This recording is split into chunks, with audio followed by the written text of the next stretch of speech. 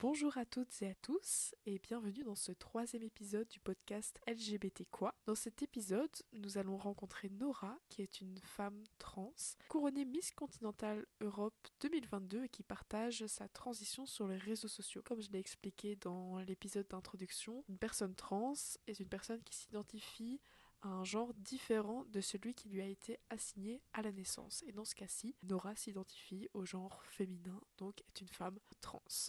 Bonne écoute. Bonjour Nora. Bonjour. Pouvez-vous vous présenter en quelques mots? Alors, je m'appelle Nora, j'ai 49 ans, je suis coiffeuse indépendante. Voilà, en gros, c'est ça. Comment vous avez su que votre genre était différent de celui assigné à la naissance? Je pense que je l'ai su à l'âge de 20 ans. Fatalement, à l'époque, on ne connaissait pas très bien ce que c'était qu'une femme transgenre. Je pense que ce qui m'a vraiment bloqué, c'est quand je l'ai annoncé à un de mes frères et qui m'a dit, moi j'ai une sœur et j'en veux pas une deuxième. Et à l'époque, je sais pas pourquoi ça m'a marqué en fait. Et j'ai dit, j'ai continué à bosser en fait, je vais pas faire ma transition, je savais pas comment le faire et tout. Puis à l'époque, on n'en parlait pas comme maintenant. Donc c'était très compliqué de trouver des chirurgiens ou des médecins. Et donc j'ai été voir aucun médecin, j'ai dit écoute, vis ta vie. J'avais une amie qui était médecin, je lui en ai parlé, elle me dit écoute, je pense que tu es prêt à faire ta transition, mais voilà, est-ce que tu penses pas que ce serait bien de te retrouver toi en tant qu'homme avant de faire ta transition? Et je dis oui, et je pense que j'ai joué beaucoup à ça en fait. Si tu veux, pendant 2 ans, je faisais des spectacles et tout ça. Je travaillais dans mon salon de coiffure et puis j'allais faire des spectacles. Et le fait de me mettre en femme tous les soirs, ça me plaisait. Mais j'ai remarqué qu'à chaque fois que je rencontrais un homme, c'était toujours quand j'étais en femme, jamais quand j'étais en homme. Je faisais ça pendant 2 ans, et puis après, je me dis non, je vais redevenir un homme, je vais redevenir, tu vois, avec la barbe, les poils et tout ça. Puis pendant un an, j'ai arrêté les spectacles pour essayer de rencontrer un gay ou un truc comme ça, parce qu'à l'époque, j'étais gay. Et puis après, un jour, je me suis levé à 45 ans et j'ai dit stop, quoi. Arrête de te mentir à toi-même, tu es tout le temps en femme pour rencontrer des hommes. En fait, tu es mieux en femme qu'en homme. Et puis un jour, j'ai dit stop et j'ai commencé ma transition à 45. Comment est-ce que vous l'avez annoncé à votre... Enfin oui, vous avez déjà parlé donc de vos frères, mais donc comment vous l'avez annoncé au reste de votre famille? Alors je l'ai annoncé sans vraiment l'annoncer parce que vu que j'ai fait ma transition à 45, ben, je n'ai rien à leur demander parce que j'ai l'âge pour assumer mes choix. Mes parents, je les ai perdus très tôt, donc j'ai perdu ma maman à 19 ans, 19 ans et demi, et puis mon papa une dizaine d'années après. Donc eux, ils n'ont pas connu ma transition. Tu vois, ils m'ont Ah, toujours ok. connu en tant que gay. Un jour, je l'ai d'abord dit à ma filleule. Je dis voilà, je vais commencer ma transition. Elle a dit écoute, ma reine, maintenant qu'elle m'appelle, bien évidemment, elle dit je m'en doutais, mais je pensais que tu n'allais pas le faire, machin et tout ça. Mais je dis si, je sais que je suis âgé, mais je veux le faire. Je l'ai annoncé à mes frères et sœurs et à mes amis qui ont pleuré. Ça a été très difficile parce qu'à la fête, quand tu décides de faire une transition, quand tu l'annonces, on dirait que tu fais plus de mal aux autres que du bien. Et donc, ils sont pas là vraiment pour t'aider. Parce que eux, ils doivent tellement se remettre de ce que tu viens de leur dire, eh ben, qu'eux, ils sont dans un état d'incompréhension, ils essayent de comprendre le pourquoi, ils se disent aussi qu'ils vont perdre un ami, Mhm, gagner une amie, mais surtout perdre un ami. mhm, Et ils se posent des tas de questions en fait. Mais donc pendant qu'ils se posent ces questions-là, ils sont pas là pour toi. Ils s'occultent en fait, ils t'occultent, ils se disent bah, c'est son choix. Oui, mais j'aurais besoin de vous mhm. parce que ce choix, je vous en parle, mais il sera pas facile à faire parce que j'ai 45 ans, j'ai une vie, j'ai perdu mes cheveux, donc je porte des perruques. Donc tout ça, j'ai dû faire abstraction quand j'ai décidé de faire ma transition, de me dire Nora, est-ce que tu es prête à vivre ça? Et alors un jour, j'avais fait une vidéo YouTube où je disais, ça me rendait triste de faire du mal à tout le monde alors que j'avais personne qui me soutenait, parce qu'ils disaient on est là pour te soutenir, mais eux, ils devaient se remettre de l'émotion qu'ils avaient eue, et donc ils n'étaient pas près de moi. Donc c'est moi qui ai dû leur dire, mais écoutez, ça va aller, je serai toujours là. Ah oui. Et donc c'est moi qui ai dû les soutenir dans leur mal-être, hein, qu'ils allaient perdre un ami, mais je dis, est-ce que vous vous rendez compte que vous allez perdre un ami, mais moi je peux en perdre Ah 50. oui. Donc ça veut dire que je suis en train de vous le dire et je risque de vous perdre. Mais vous, vous ne perdrez qu'une seule personne dans votre vie. Moi, je vais en perdre peut-être 20, 30, 40, j'en sais rien. Et ils m'ont dit, oui, c'est vrai, on ne voyait pas les choses comme ça, en fait. Égoïstement, penser à nous, au lieu de penser à ce que toi, tu allais vivre pendant cette transition. Je dis, maintenant, je vous en veux pas. Mais ça a été difficile pour moi de me dire que je faisais du mal à des gens, alors que c'était pas mon but. Mon but, c'était juste de devenir la femme que je suis maintenant et que vous soyez contente, enfin, contente et content du choix que j'avais pris. Oui, certes, tard, mais voilà, j'ai fait un choix. Et donc maintenant, je fais tout pour être heureuse. Et je le suis, mais voilà. Comment vous avez vécu votre enfance et votre adolescence? Alors mon enfance était avec des parents très stricts, hein, parce que bon, de nouveau à l'époque, mes parents étaient indépendants, il faut que tu remontes quand même à plus de 30 ans. Hein. Ah oui, oui, Donc oui. tu vois, à l'époque, les GSM n'existaient pas, les CD n'existaient pas, donc on était dans une époque où il y avait un téléphone fixe et tout. Donc ça veut dire qu'on était libre de faire ce qu'on voulait. Donc moi j'ai eu une enfance très agréable avec mes parents, très stricte. Et donc un garçon ne pleure pas, un garçon ne montre pas ses émotions. Tu vois, vraiment À dans la viril et tout. tradition énorme. Donc mon enfance s'est très très bien passée, mais après ça s'est un peu détérioré au moment où je suis rentré dans l'adolescence parce que j'ai fait des rencontres évidemment d'hommes gays, mais je ne savais pas ce que c'était qu'un homme gay. De nouveau, à l'époque, dès qu'il y avait un film un peu trop osé à la télé, c'était tu montes au lit. Donc tout ce qui était sexualité jusqu'à l'âge de 17-18 ans, je ne savais pas ce que c'était. Ni une femme, ni un homme. Je savais qu'il y avait une différence, mais je n'avais jamais vu le sexe d'un homme, je n'avais jamais vu le sexe d'une femme. Donc tu vois, c'était assez particulier, quoi. Et j'ai découvert tout ça, puis j'ai découvert un garçon qui était gay et qui m'a dit, ah ben voilà, je suis gay. Et un jour, j'ai eu le malheur de dire à mes parents, de dire, oh tiens, je fais connaissance d'un gars, il est super sympa, mais il est gay. Mes parents ont piqué une crise en disant, mais tu fréquentes pas cette personne, tu vas devenir gay. Parce qu'à l'époque, tu devenais gay. Les gens ne comprenaient pas que tu ne deviens pas gay. Tu es gay parce que c'est au fond de toi. Tu aimes les hommes ou tu aimes les femmes. C'est une question de la sexualité, de l'attirance physique que tu peux avoir envers une personne. Tu vois. Maintenant, je t'avoue qu'en vieillissant, je peux très bien être attiré par une femme, mais je n'irai jamais coucher avec une femme. Tu vois ce que je veux dire? Je peux trouver une femme belle, je peux embrasser une femme, ça ne me gêne pas. Mais on va dire que sexuellement, j'en ai pas envie en fait. Je pense que ça fait une grosse différence. C'est ça que les gens ont toujours du mal à comprendre, la différence entre sexualité et comment est-ce que je vais dire Identité et ou oui, c'est ça. En fait, si tu veux, les gens ils disent oui, mais tu as choisi, mais non, on ne choisit pas. On ne choisit oui. pas vers qui on est attiré. Tu vois, et ça, les gens, même encore à l'heure actuelle, ont du mal à comprendre. Pour eux, tu deviens gay. Tu as fait un choix de devenir gay. Non, on n'a pas fait un choix. C'est une attirance qu'on a vers l'autre sexe. Mais sinon, mon enfance s'est très bien passée avec mes frères et sœurs. Vous partagez votre transition sur les réseaux sociaux. Est-ce que ça vous aide? Ça vous apporte quelque chose? Alors, je pense qu'au début, quand j'ai parlé de ma transition, j'ai fortement hésité. Je me suis dit, Nora, est-ce que tu as réellement envie de montrer ta transition à la vue de tout le monde? Parce que là, au moment où tu es sur les réseaux sociaux, c'est fini. Tu peux plus revenir en arrière. Tout le monde va savoir ce qui se passe. Je pense que c'était en même temps pour moi une thérapie. Et en même temps, je me dis que si je peux aider et montrer qu'une transition peut bien se passer dans le bon sens, sans avoir de problèmes psychologiques, sans être dépressif à tout bout de champ. Moi, j'étais bien dans ma peau. Donc, quand j'ai décidé ma transition, je savais que ça allait être dur. Je savais que ça allait être difficile, mais je ne savais pas ce que j'allais ressentir. Alors, il y a eu énormément de stress, surtout au moment où j'ai commencé ma transition. Parce que quand tu commences et que tu as les accords de tout et que tu vas commencer les hormones, tu te dis, c'est là que ma vie va commencer à changer. Alors, il y a des gens qui me disent, oui, tu étais heureuse, c'est ce que tu voulais.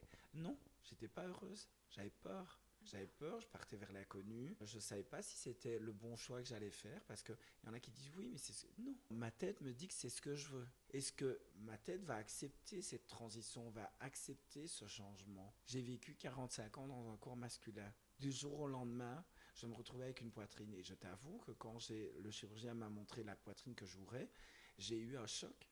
Je ne me reconnaissais pas et je le reconnaissais. Et je trouvais que ça faisait bizarre de voir une poitrine sur mon corps, en fait. Je trouvais ça mais hyper bizarre.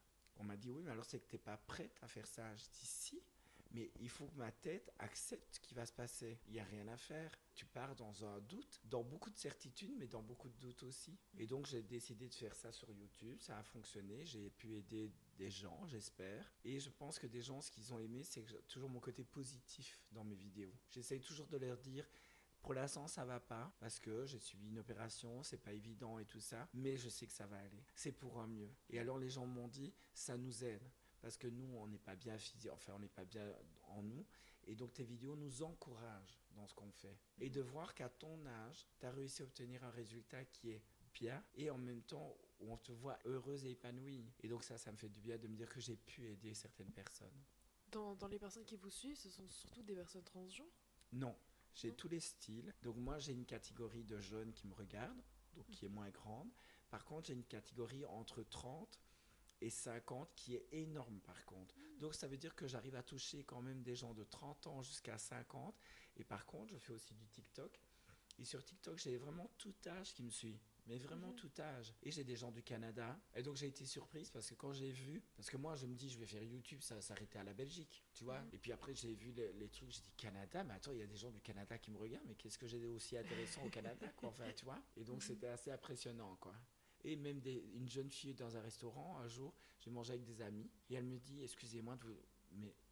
Mais je pense que je vous connais. Mais moi, je me dis, elle va me dire qu'elle me connaît en rapport à mon commerce, quoi. Elle me dit, mais non, je vous connais, vous faites pas des vidéos YouTube. Et c'était une jeune fille comme toi, tu vois, donc qui n'avait rien à voir à la transition et tout ça. Et j'ai été surprise, c'était la première fois qu'on m'interpellait là-dessus. Et alors, je dis, oui, effectivement, c'est moi. Elle me dit, en tout cas, j'adore vos vidéos, j'adore vous regarder. Alors que c'est une jeune fille qui n'est pas dans cette transition. Et donc, je dis, bah, même des jeunes, j'arrive à les intéresser à ça, tu vois. Donc, ça m'a fait plaisir. Je me suis dit, bah, au moins, je peux peut-être apprendre des choses à des jeunes, quoi. Maintenant, on me reconnaît plus sur TikTok. J'ai 12 000 abonnés maintenant sur TikTok. Donc c'est pas mal. En général, mes abonnés ils sont très bienveillants et ce qui est bien, c'est qu'ils savent aussi que les gens qui sont pas bienveillants, je les dégage, quoi. Et moi, j'ai un franc-parler, tu vois. Je mets les choses très vite au clair et je bloque tous ceux qui viennent avec des messages très désagréables et tout ça. Donc j'essaie de répondre à tout le monde. Tout le monde, tout le monde. Sur TikTok, tu peux me poser des tas de questions, je répondrai. Au moment où tu commences à devenir désagréable, là, je commence à devenir désagréable aussi, quoi, tu vois. Mais tu peux me poser une question du style est-ce que tu as eu mal pour ton opération, des trucs comme ça, je réponds à tout, quoi, tu vois. Mais au moment où on me dit oui, tu as encore gardé tes frites, alors je dis non, j'ai plus gardé mes frites, mais je pense que ça s'appelle pas des frites, comme ça au moins t'es clair.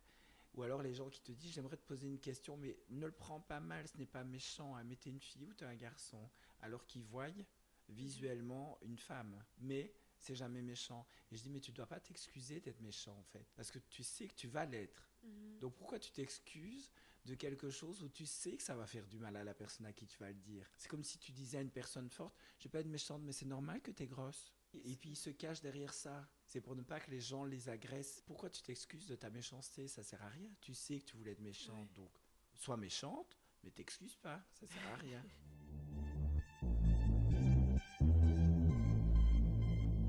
Vous avez été couronnée Miss Continental Europe Tout à fait. 2022. Félicitations. Merci, c'est gentil. Ça a changé quelque chose dans votre vie?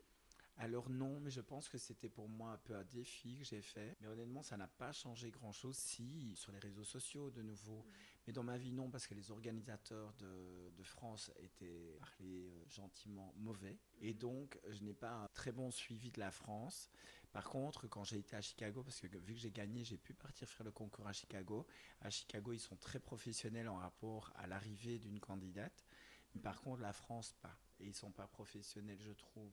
Ici, je dois aller au mois de juin donner la nouvelle couronne à l'autre, mais j'ai toujours pas de nouvelles et ils ne me disent pas si je viendrai ou si je ne viendrai pas, alors que dans l'absolu, je dois y aller, tu vois. Et donc moi, j'ai dit, j'ai une vie et je vais pas bloquer tout pour attendre leur réponse, quoi, tu vois. Donc ça a été une belle expérience, mais en même temps qui s'est transformée en mauvaise expérience à cause du côté non professionnel des organisateurs.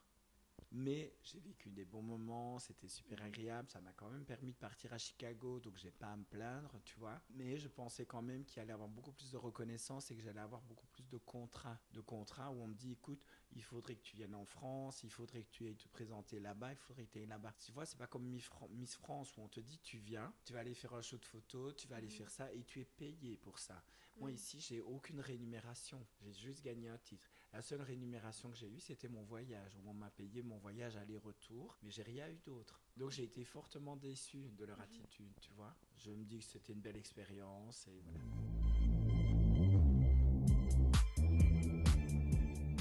Est-ce que vous avez subi des discriminations de par votre transidentité dans votre vie?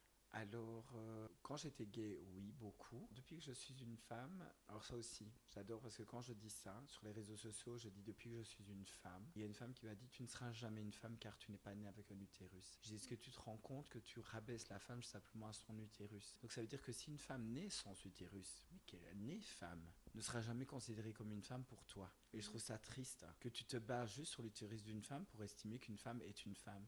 Ça veut dire qu'une femme qui n'a pas de cheveux, qui perd ses cheveux ou qui n'a pas de sein ou un truc comme ça, ne sera jamais une femme. Ah si, j'oubliais, elle a un utérus. Mais comment est-ce que tu sais qu'elle a un utérus et elle te le dit pas? Tu vois? Ça m'ennuie toujours. Mais depuis que je suis une femme, je subis moins de discrimination parce que je pense que dans la rue, j'ai la chance que je passe bien. On ne voit pas que j'étais un homme avant, j'ai cette chance-là. Mais par exemple, dans des rencontres que je pourrais faire avec des hommes, oui.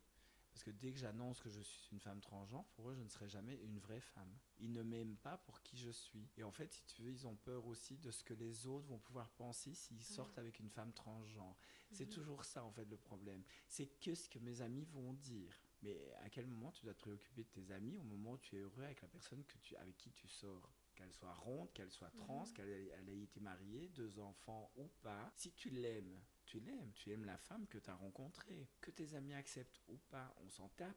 Le principal, c'est que toi, tu es heureux avec. Et ça, c'est le problème. C'est que les hommes manquent de courage et manquent de volonté de se dire j'aime cette femme. Et si vous n'êtes pas prêt à l'accepter, on arrête notre amitié. Ça veut dire que notre amitié n'est pas aussi importante que ce que je suis en train de vous raconter. Moi, sinon, non. Jusqu'à présent, ça va. Il y en aura toujours. Sur les réseaux sociaux, je reçois plus de discrimination que dans la rue. Bah, les gens savent, et parce que je ne le cache pas. Je dis que je suis une femme transgenre. Donc, directement, oui, donc tu ne seras jamais une vraie femme. Vous essayez de vous comporter comme des vraies femmes, mais vous ne le serez jamais. Et là, c'est de nouveau des gens qui essayent de te blesser, de te rendre dépressive. Et c'est ce que je dis toujours, quand tu es dans les réseaux sociaux, tu dois être forte de caractère, qui te permet de dire allez vous faire foutre les enfants. Moi, tout va bien dans ma vie, j'ai mon commerce. C'est génial, quoi. Et en plus, c'est des gens que je ne verrai jamais. Donc, je m'en fous de ce qu'ils disent. Mais c'est super courageux parce qu'il y a beaucoup d'influenceurs comme ça ou d'influenceuses qui reçoivent beaucoup de haine sur les réseaux et ça les détruit pas, mais on voit que ça a un gros impact sur. À un moment donné, ça sur t'atteint un minimum. On va pas aller dire que ça ne t'atteint absolument pas, tu vois. Il y a de temps en temps où ça m'atteint, mais ça ne m'atteint pas au point de me rendre dépressive. Il y a des choses qui m'atteignent parce que des fois, tu es un peu plus faible que d'habitude pour accepter ces remarques. Mais sinon, moi, j'ai du caractère et je m'en fous, mais alors royalement, comme je dis. Je payerai mes factures toute seule, c'est pas eux qui vont m'aider à les payer, quoi.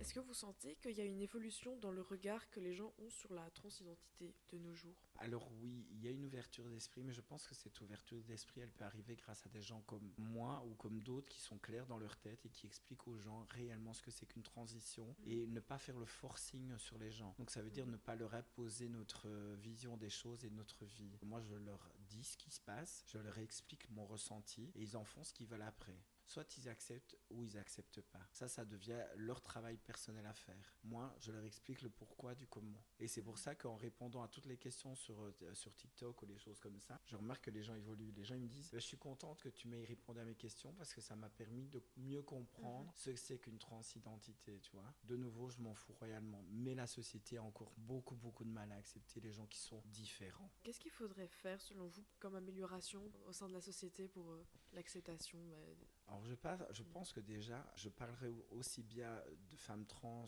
que autres. C'est le fait qu'au moment où nous vivons une vie qui est différente de cette société, il faut essayer déjà d'essayer de vivre dans cette société, sans imposer notre vision des choses. Ça veut dire de vivre en acceptant les coutumes du pays, en acceptant les lois qui sont dans le pays dans lequel on vit. D'abord, ça, c'est la priorité. Moi, j'estime que ma transition, je ne l'impose à personne. Quand je me promène dans la rue, je suis une femme. Point. Ma transidentité ne les regarde pas et tout ce que je veux qu'ils voient, c'est la femme que je suis. C'est pas qui j'étais avant. Alors maintenant, je les mets sur les réseaux sociaux, oui, mais dans la rue, pas. Donc, je pense que déjà, si les gens se comporteraient normalement dans la vie et simplement dans une discussion de dire, si un jour ça vient sur le tapis, de dire ah oui, à propos, j'étais un homme avant, je suis une femme trans et maintenant je suis une femme à part entière. Expliquer le pourquoi. Alors oui, cette personne va peut-être partir en courant parce qu'elle ne comprendra pas, mais je pense que l'éducation vient des gens avec la parole et ne vient pas avec l'agressivité ou le forcing. Est-ce qu'il y a une célébrité qui vous a inspiré, à qui vous vous êtes identifié? Franchement, non. Je pense que moi, je m'identifie plus dans les paroles des gens, tu vois, que dans une personne. Parce que t'as plein de gens qui faut un combat. Et je pense qu'il en faut. Il faut des femmes et des hommes qui fassent le combat pour les femmes trans, pour les droits des trans, pour les droits des gays ou tout ce que tu veux. Et ça, je trouve qu'il en faut. Mais je t'avoue franchement que je ne fais pas partie de cette catégorie. Je défends qui je suis. Je défends qui nous sommes, mais je ne suis pas là en train de prôner je suis trans et je veux qu'on me respecte. Non, je veux simplement qu'on me respecte en tant que personne. Point. Et en tant que femme, bien sûr. Je pense que maintenant, j'aime bien de voir des personnes à la télé qui parlent de ça et qui ont un travail grâce à ça et qui peuvent s'exprimer en rapport à leur transidentité. Je trouve ça beau à voir quand il n'y a pas de violence, mais non, je n'ai pas de personne idéale. Vous avez peut-être votre propre célébrité. Ouais, mais qui vous je pense que tu sais, quand tu fais une transition, tu dois déjà te trouver toi. Tu dois trouver la personne que tu es et évoluer avec cette personne et avancer petit à petit et avoir ton propre avis sur la question. Et moi, j'aime pas qu'on mette les gens dans des cases. Donc, j'aime pas qu'on me mette dans des cases, mais je mettrai pas les autres dans des cases non plus. Parce que même dans la communauté gay, ils mettent les gens dans des cases. Par exemple, je sais pas si tu sais, mais il y a des drapeaux pour toute catégorie. Moi, j'ai pas choisi mon drapeau. On me l'a posé. On a dit les femmes trans, c'est bleu et rose. Pourquoi c'est bleu et rose? On en vient à ce que je te disais avec les enfants. Pourquoi un garçon doit aimer le bleu et pourquoi les filles doivent aimer du rose? Ben, c'est pareil. Pourquoi on nous impose des couleurs? Pourquoi ces couleurs doivent dire fatalement le bleu c'est les garçons, les hommes trans et les roses c'est les femmes trans. Je n'aime pas le rose, donc pourquoi je dois me coltiner un drapeau bleu et rose? Et alors pour les hétéros il y a un drapeau aussi. Et comme ça, je par savais pas. hasard, ah ben si. Et le drapeau pour les hétéros, tu ne devineras jamais de quelle couleur il est. Noir et gris. Donc pour moi, c'est des couleurs de tristesse. Oui, C'est des couleurs pour moi de haine. Ce n'est pas des couleurs vives, comme tous les autres drapeaux qui font partie de la communauté. Donc, ils mettent aussi, eux, une discrimination en mettant un drapeau de cette couleur. Parce que j'estime que ça, c'est pas montrer le bon exemple quand on essaye de se faire accepter soi-même. Parce que eux-mêmes mettent les gens dans des cases. Donc avant que les gens te respectent, essaye au moins toi de respecter les autres. Et peut-être que là, on pourra comprendre et évoluer. Et moi, j'ai pas envie d'être attaché à un drapeau, quoi. Je suis une femme, voilà, je suis un être humain. J'ai pas besoin d'un drapeau pour dire que je suis trans. Maintenant, je suis fière d'être une femme trans, mais je suis fière déjà de la femme que j'ai réussi à être maintenant. Mais si j'aurais commencé ma transition à 18 ans, je ne pense pas que j'aurais prôné pour la transidentité. Je ne pense pas que je me serais promené avec un drapeau trans. Parce que j'aurais voulu être considérée comme une femme biologique sans qu'on ne connaisse mon passé. Vous avez déjà participé à la Pride? Oui, j'ai participé justement à la Gay Pride à Paris. Ce que j'aime dans la Gay Pride à Paris ou même à Bruxelles, c'est l'ambiance qu'il y a. Mais de nouveau, quand tu regardes le défilé pour la Gay Pride et les choses comme ça, qu'est-ce que tu vois? Tu vois des hommes habillés en chien, tu vois des hommes dans des cages, tu vois des hommes à moitié à poil. On est en train de montrer la sexualité des gens. Nous ne montrons pas la différence. Alors oui, tu as des gens qui disent oui, moi j'aime bien être en chien. Oui, mais de nouveau dans cette normalité de vie, dans cette normalité hétérosexuelle, si tu sors comme ça, tu sais que tu vas faire agresser. Donc si tu gardes ça dans ton intimité, ça devient ton intimité. Mais est-ce que ton intimité doit sortir dehors? Est-ce que là tu prônes vraiment la reconnaissance des gays, des trans et des choses comme ça? Je ne pense pas. Je pense que là tu prônes la sexualité dans laquelle tu adhères. Je trouve que ça, par contre, ça ne donne pas une bonne image. Et ça ne prône pas accepter les gays comme nous sommes. Parce que quand tu vois un homme dans une case, t'as pas envie que ton enfant finisse comme ça. Hein. Alors que si tu vois des hommes et des femmes qui défilent, tout simplement, avec le plaisir de défiler, ça donne une meilleure image. Alors oui, il y a des choses un peu excentriques, comme des hommes qui mettent des jupes ou des choses comme ça. Mais c'est ça la liberté. La liberté d'être qui on est, comme on veut. Mais oui, j'ai fait la Gay Pride et je suis fier de l'avoir fait. Et je pense que je referai Paris parce que je me suis bien amusé.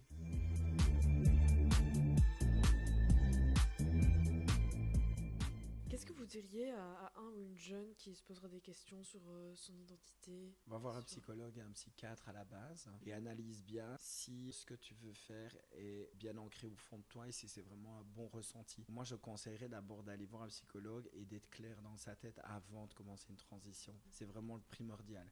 J'ai vu un jeune homme un jour qui est venu dans mon salon qui a dit à sa maman, moi je veux me la faire couper. Puis je dis, mais pourquoi tu veux devenir une femme en fait, explique-moi. Et puis il comprenait pas pourquoi parce qu'il savait pas que j'étais une femme trans. Et je lui ai dit, écoute, je vais être honnête avec toi, je lui ai dit, je suis une femme trans, donc je sais je crois que tu vis. Mais je pense que malheureusement ce que tu es en train de faire là, c'est pas ce que tu as envie de faire réellement. Il me dit, mais si, je veux devenir une femme. Je dis ok, mais pourquoi tu veux devenir une femme? Oui, j'arrête pas de me faire agresser parce que je suis gay, machin et tout ça. Et je dis, tu penses qu'en étant une femme trans, tu ne seras pas agressée parce que tu es une femme trans?